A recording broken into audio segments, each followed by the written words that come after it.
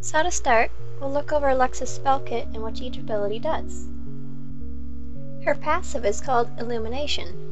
When enemies are struck by Lux's abilities, except for her shield, they gain a mark of illumination. The mark lasts for 6 seconds.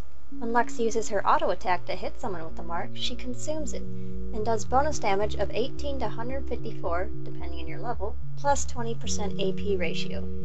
The ability has no cooldown, meaning it can be procced as often as you can cast your abilities.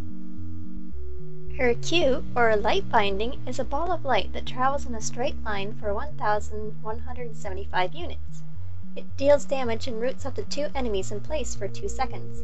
In order to root both people, they must be very close together, either behind or side by side. It has a plus 70% AP scale ratio. Her W, or Prismatic Barrier, is an ability where Lux throws out her wand 1,070 meters in a straight line to shield allies it passes through before it returns to her like a boomerang. Its speed going out is faster than when it returns. The shield lasts for 3 seconds with an AP ratio of plus 20%. Her E, or Lucent Singularity, is an AoE ability that lasts for 5 seconds with a max range of 1,100 units. While the ability is active, it slows enemies by 20% and grants sight in the area in which it lands, making it good for face checking. At the end of 5 seconds, it detonates, dealing damage with a plus 60% AP ratio. Her E can be detonated early by tapping the ability again. If it's reactivated right after casting, it will detonate immediately after reaching its destination. Her R, or Final Spark, is her ultimate ability, which you obtain at level 6. It has a far range of 3,340 units, and an AP ratio of plus 75%. The ability is a solid beam of light that encompasses the entirety of the range, meaning that if anything passes through it at any point of the laser beam, be it in Lux's face or at max range, they'll get hit by it.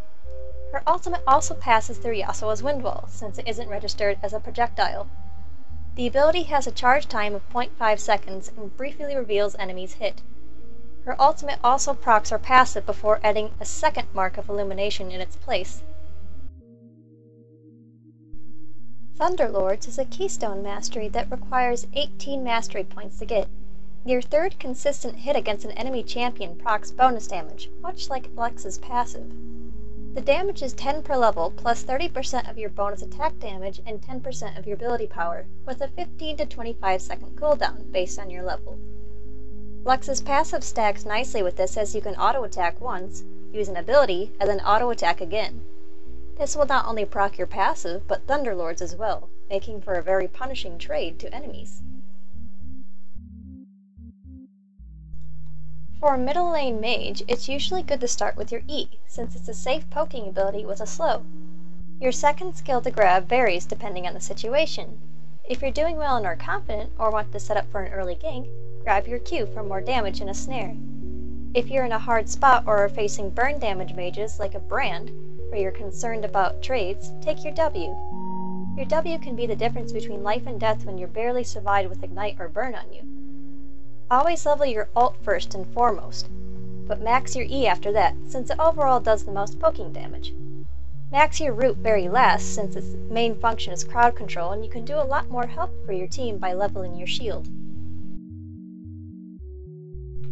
There are of course many ways to poke in lane. When using your E, throw it on the enemy champion and slightly behind them. This way, whether they remain at their spot or try to retreat, you're much more likely to hit them.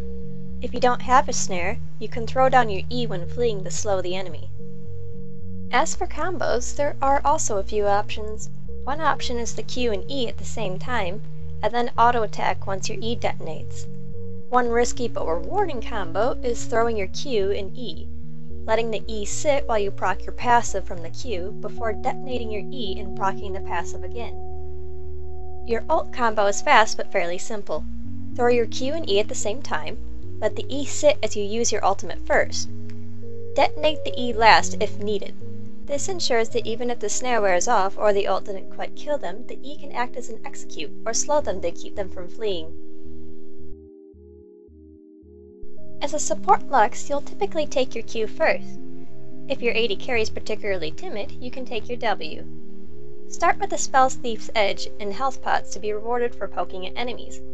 Lux, after all, is an aggressive support. Try not to take farm with your E, but poke as much as you can. Don't forget to proc your passive though. Keep enemies in place or away from your carry by using your snare and E slow. Don't forget your shield, as that can make a difference for your squishy carry in a little fight. If your lane is doing well, or you're alone while pushed up, roam up to mid. Lux can actually pull off great ganks with her burst damage, or even by landing a simple snare.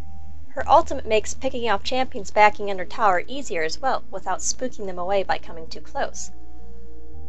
As far as lane pairing, Lux partners well with ranged poking champions. She's not a tanky support to run in, so a poke lane works best. Specifically, good choices could be Ezreal, Caitlyn, or Jinx. There are a few champions to try and avoid if you want to play Lux. She's weak against mobile champions since she doesn't have escapes. If she misses her spells against a mobile champion, they can easily get in her face and shred her. Examples of such problematic champions are Fizz, Zed, and Yasuo.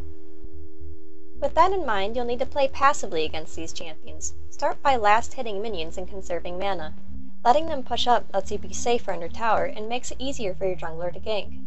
Secondly, poke with your abilities. You're a ranged mage. Utilize it. Lux is great at poke. If you stay safely pushed back against your turret, you can do a fair amount of safe poking from max distance. Using this method carefully, not using too much mana, you can even win against your counter by forcing them into a more vulnerable position. They're forced to push up, and the only way to kill you is to tower dive. This can work out well if you can land a snare under tower, or if your jungler comes in to help you out. Think before using abilities. For instance, don't throw spells against Yasuo's Wind Wall, and wait until Fizz's Playful Trickster is down before throwing out a snare or other harassing ability. You can sometimes bait those out by using auto attacks. Of course, these tricks don't always work if the other person is particularly skilled. A counter is a handicap in itself after all, but using these methods may just help make the laning phase easier and hopefully help against awkward Phoebe. These are just my tips and tricks I hope others can find useful. Thanks for watching and feel free to leave a like if you enjoyed it.